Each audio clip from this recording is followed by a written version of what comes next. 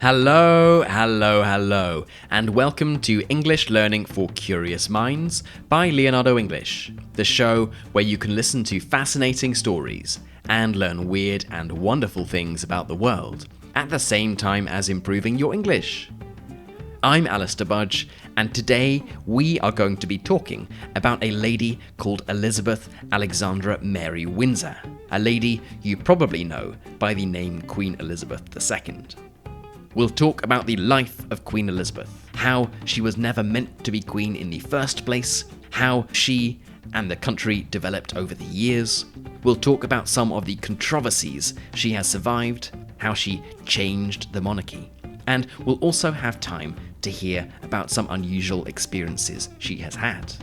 And, of course, we will also talk about the particular type of English that she uses, a type of English so famous that it has its own name, the Queen's English.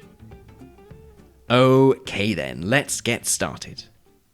Elizabeth Alexandra Mary Windsor was never meant to be queen. And in more ways than one, her almost 70 years on the throne have been unlikely. For starters, until 2013, when the law was changed, a son came above a daughter in the line of succession. That is, no matter how many daughters a king or queen had, and how old they were, if a son was born, he would automatically go to the front of the line when the king or queen died. So, as a woman, the odds were already against the young Elizabeth. She had a younger sister, Margaret, who was no competition. But if her parents had another child who was male, a son, he would leapfrog both of them in the line of succession. What's more, neither Elizabeth's father nor mother were on the throne when she was born, nor were they directly in line to the throne. When she was born in 1926, her grandfather, King George V, was King of England. He had 5 sons and 2 daughters. His second son, George, was Elizabeth's father. Next in line to the throne, in the event of King George V's death, would be his first son, Edward. And so it was when George V died in 1936, when Elizabeth was 10 years old. The throne passed to her uncle, who became Edward VIII. He wasn't to last for long, though. He was in love with an American lady called Wallis Simpson, who had already divorced one man and was in the process of divorcing another. Long story short, there was strong opposition to the new king's relationship with this American divorcee, and instead of leaving her, he left the monarchy, abdicating his position as king and passing the throne to his brother, Elizabeth's father. To state the obvious, this was unexpected. It had never happened before. No British monarch had ever voluntarily given up the throne before, especially for something as trivial as love. Elizabeth's father became king, much to his surprise as well. And in an instant, or at least in under a year, Elizabeth went from being a relatively minor young royal to being next in line to the throne, aged only 10 years old. Even though her father was now king, he was only 40 years old.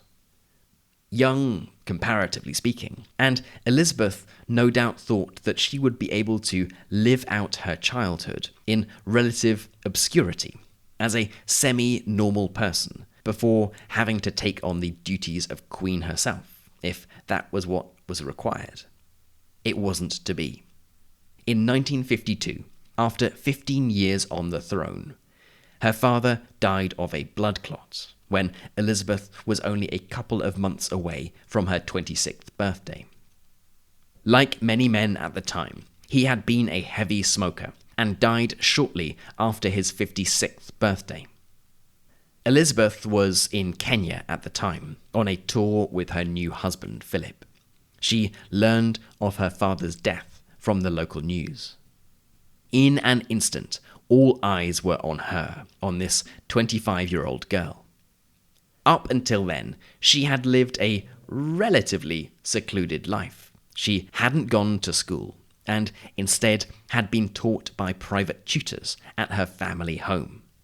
As a young woman, Elizabeth had got married. She had enjoyed time living in Malta with her new husband, Prince Philip, and she had been enjoying life out of the spotlight. Her father had been unwell for several years and had actually had his left lung removed. So Elizabeth, in preparation for the day she would become queen, reportedly brought black clothes with her wherever she went, just in case she received the news and had to change into mourning clothes. So she was prepared from a practical view at least. But no doubt there is not much that can really prepare you for life as queen. At her coronation in 1953, she became the most famous woman in the country, and one of the most famous women in the entire world. Her face was on the money, not only in the UK, but in Canada, Australia, and all over British colonies in Africa and the Caribbean. She was on postage stamps. She was all over the newspapers. You could take a picture of the Queen to almost any town or village in the world, and people would know who she was. To state the obvious, it must have been an incredible amount of pressure for anyone, but especially for someone who had grown up in a tiny bubble. Now, let's quickly reflect on the world and the country that Elizabeth found when she became queen in 1952. The Second World War had finished only 7 years before. There was still rationing in Britain, meaning that there were still limits on food and certain goods. And indeed, the Queen used her ration coupons to buy her wedding dress. Britain still had colonies all over the world. Europe was rebounding. The United States had been fighting in Korea. The Cold War was just getting started. By 1952, the process initiated by the first majority Labour government in Britain of getting rid of the colonies and starting the Commonwealth was well underway, and Britain's empire was firmly on the decline. And talking specifically about the British monarchy, the public hated the Queen's uncle, Edward VIII, for abdicating, and his brother, King George VI, had a tough job at trying to win back public support and trust in the British monarchy. The post-war period was a period of change in the UK. People questioned the status quo.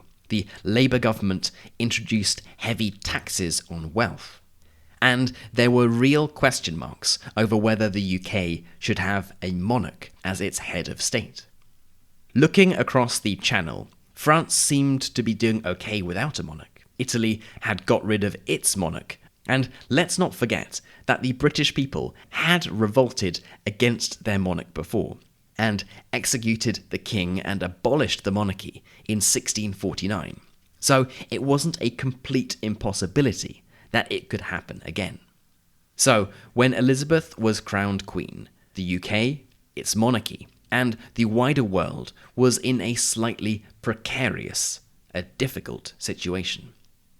If she makes it to February the 6th of 2022, when she will only be a couple of months away from her 96th birthday, she will become the first monarch to celebrate her Platinum Jubilee, the celebration of 70 years on the British throne. To state the obvious, a lot has happened in those 70 years, in the UK, to the world, to the monarchy, and to the Queen personally. Instead of going through the Queen's life chronologically, we are going to focus on three main themes. Firstly, her personal life, and how much we know about her as a human being. Secondly, how the monarchy has changed with her at its head. And thirdly, the controversies she has managed to survive and the problems she has faced. So, her personal life. It is somewhat of a contradiction that the Queen might be one of the most famous women in the world, yet we really know very little about her as a human being. Throughout the years, she has remained mute, silent on political issues, and we really don't know what she thinks about almost anything. People have interpreted various things she has done as being signs of her beliefs. For example, wearing a hat that looked a little bit like the EU flag was interpreted as showing her support of the EU, but we really don't know what she actually thinks. Royal commentators have always commented on her sense of duty and loyalty to the crown, and suggested that she wants to remain almost invisible, anonymous, because the important thing is what she represents, the British monarchy, and showing her personality and true character would get in the way of what she represents. We do know a little bit about what she likes. In particular, she is a huge fan of a type of dog called a Corgi, which is a type of small dog originally from Wales.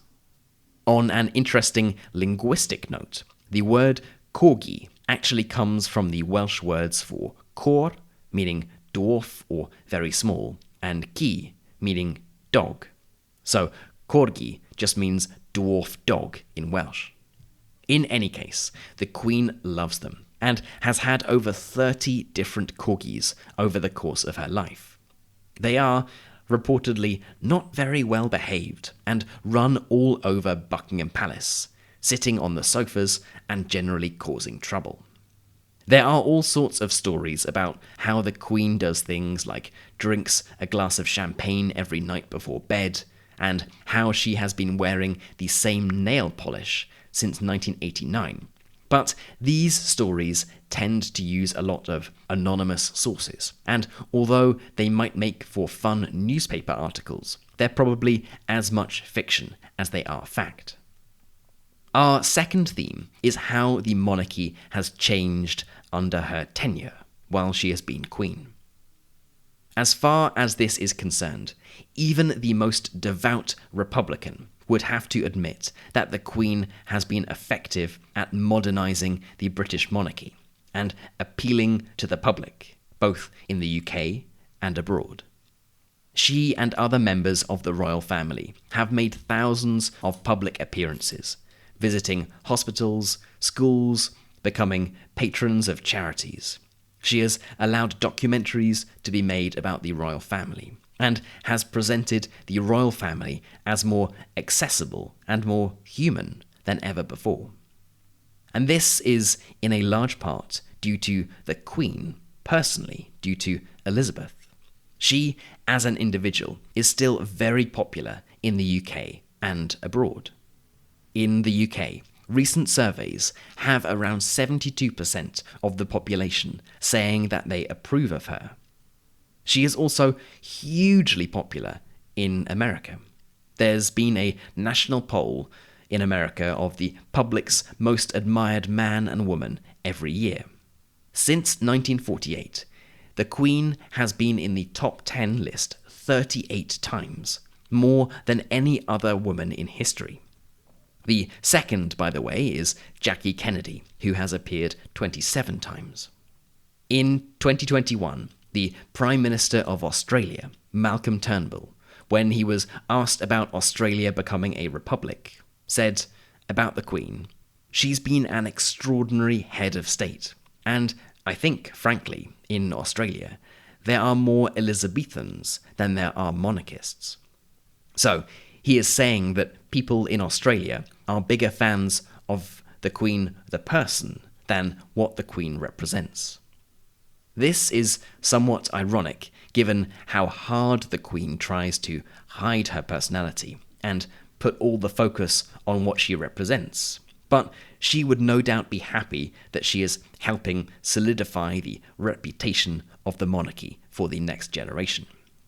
It hasn't, of course, all been simple for the Queen, and this leads us on to our third part, the controversies and tougher times. She has made some bad mistakes, and there have been plenty of times when it looked like it would be difficult to come back. 1992, for example, she called her annus horribilis. Two of her children, Anne and Andrew, separated from their partners. It was revealed that her eldest son, Charles, was having an affair, and there were intimate conversations published between Princess Diana and another man, James Gilby. There was even a large fire at one of her residences, Windsor Castle, and there was a public outcry when it was suggested that the repairs would be paid for with public money. As a result, the Queen agreed to partially pay for it herself, and also agreed to start paying income tax, which, as a monarch, she wasn't legally required to do. In 1995, Princess Diana was killed, and the Queen's reaction to her death was considered by many to be emotionless and cold. Indeed, her popularity reduced dramatically in the period after Diana's death, and a record 17% of Brits said the monarchy should be abolished.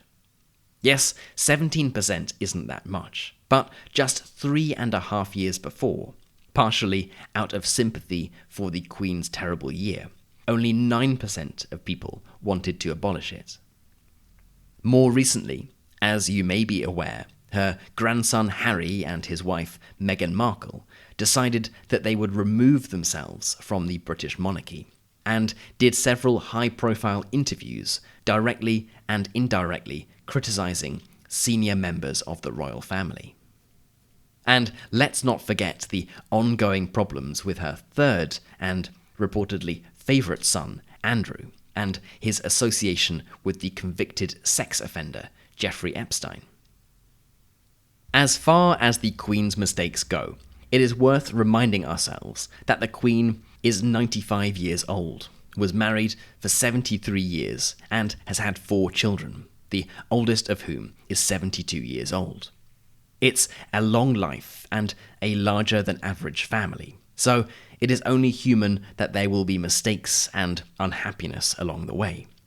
The main difference is that her mistakes and unhappiness are incredibly public and are splashed all over the newspapers.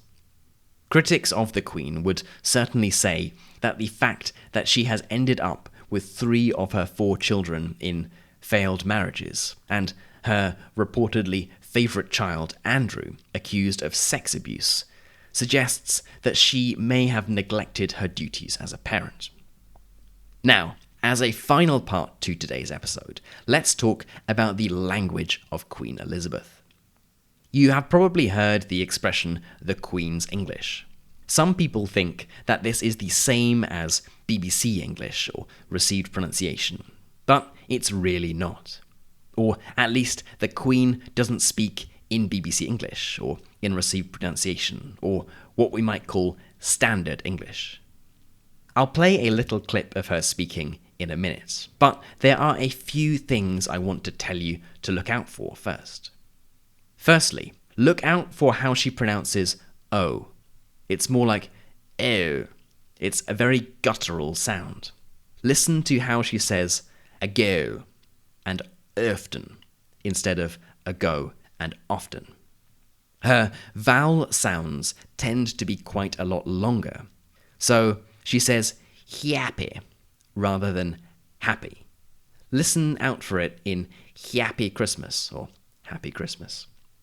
The clip I'm actually playing is from her first Christmas broadcast, by the way, in 1957. She has made a Christmas message ever since. Listen to this one first, then we'll see how her voice has changed over the years. Okay, here goes. Happy Christmas. 25 years ago, my grandfather broadcast the first of these Christmas messages. Today is another landmark, because television has made it possible for many of you to see me in your homes on Christmas Day. Interestingly enough, her accent has actually softened quite a bit since this first speech, which you could also see as an example of her adapting to be more normal, speaking more like a normal person. Of course, her accent is still far from normal, but as you'll see in the next clip, it is a lot less pronounced than it was when she first took the throne. Here's her speaking in one of her most recent Christmas messages. We will be with our friends again. We will be with our families again. We will meet again. But for now, I send my thanks and warmest good wishes to you all. Can you see the difference? Here they are again for you. Happy Christmas. 25 years ago, my grandfather broadcast the first of these Christmas messages. Today is another landmark, because television has made it possible for many of you to see me in your homes on Christmas Day. We will be with our friends again. We will be with our families again. We will meet again. But for now, I send my thanks and warmest good wishes to you all. Now, just because this is the Queen speaking, please don't think that you need to speak like that. If you copied this accent perfectly, people would look at you in a very strange way, so there is absolutely no need to speak the way she does. Okay, we have time for a couple more unusual stories about the life of the Queen. Firstly, did you know that once a drunk man managed to climb over the fences of Buckingham Palace, the Queen's official residence, managed to get into the palace and actually into the Queen's bedroom while she was sleeping? It's true. A man called Michael Fagan managed to get into Buckingham Palace in 1982 and found his way to the Queen's bedroom while she was asleep. Thankfully, nothing terrible happened, and it's still not clear exactly what his motivations were, why he did it. Over the years, he has claimed that he was in love with the Queen, that he was on drugs, and that he hoped she could help him in some way. It caused a huge scandal, and since then, security has been significantly tightened. The Queen also, as part of her plan to make the royal family more approachable, has answered more than 3.5 million different letters from members of the public and sent more than 500,000 cards to people in Britain who have either turned 100 years old or celebrated their 60th wedding anniversary. And over the years of travelling all over the world and being given presents from people from all different countries, she has amassed quite a collection. It reportedly includes an elephant, a pair of cowboy boots, 7 kilograms of prawns, and 2 tortoises. Now, the question that you might be thinking, and one we haven't yet covered, is what happens when she dies? Well, on a practical level, the throne will pass to her eldest son, Charles, assuming he is still alive, and he will either become king or decide to pass it straight down to his son, Prince William. Opinion polls suggest people would love him to do this, to pass it to Prince William, but it seems unlikely. In any case, that's the easy part. The harder part is how the British monarchy moves on, how it opens a new chapter. Queen Elizabeth is already the longest-serving monarch in British history, and at the time of making this episode, the 4th longest-serving monarch in world history. She is only 2.5 years away from being the longest-serving monarch in history, and she would overtake Louis XIV of France, who got a bit of a head start on her because he became king at the age of 4. She has been a remarkably consistent figure in UK history. She has lived through a world war, there have been 14 different prime ministers that have served under her, and 4 out of 5 people in Britain, including myself, I should add, weren't alive when she was crowned queen. So, the vast majority of people in Britain, everyone under the age of 68 to be precise, has only lived under one British monarch, Queen Elizabeth. She may have her flaws, but is certainly a remarkable woman. One of the great ironies, however, is that although she is one of the most recognizable people on the planet, and she exists on banknotes, coins, and postage stamps all over the world, there will be very few people who will ever be able to say that they have really known the true Queen Elizabeth. Okay then, that is it for today's episode on the life and times of Queen Elizabeth II. I hope it's been an interesting one and that you've learnt something new. As always, I would love to know what you thought about this episode. I know that the Queen and the British monarchy is a subject of great fascination for lots of people outside the UK. So, tell me, what do people think about Queen Elizabeth in your country? What do you think will happen when she is gone? I would love to know. You can head right into our community forum, which is at community.leonardoenglish.com, and get chatting away to other curious minds. You've been listening to English Learning for Curious Minds by Leonardo English. I'm Alistair Budge. You stay safe, and I'll catch you in the next episode.